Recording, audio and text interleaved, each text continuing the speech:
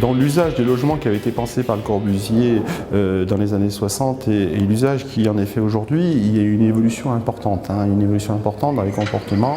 Et ça, c'est d'expliquer aux personnes qui vivent qu'ils sont dans un bâtiment effectivement qui a un caractère historique et sur lequel on ne va pas pouvoir toujours apporter les améliorations qu'ils attendent dans le bâti, c'est pas toujours très simple à faire comprendre.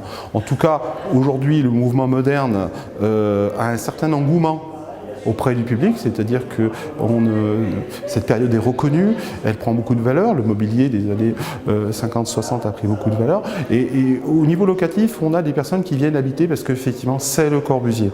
Même si ce n'est pas l'ensemble des habitants, c'est quelque chose qui revient à la mode, on va dire. Moi, mon idée pour la rénovation, c'est encore une fois d'aller chercher des programmes de recherche sur la question de la réhabilitation.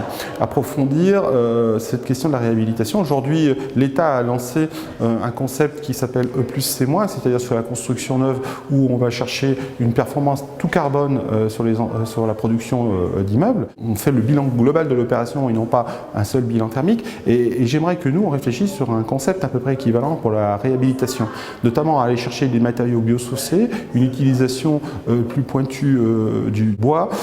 Donc ça, on est en train, avec plusieurs bailleurs, là, d'essayer de voir quelles sont les solutions d'avenir qu'il pourrait y avoir sur ces pistes. On est sur le développement durable, clairement, ça reste la ligne directrice des bailleurs sociaux aujourd'hui.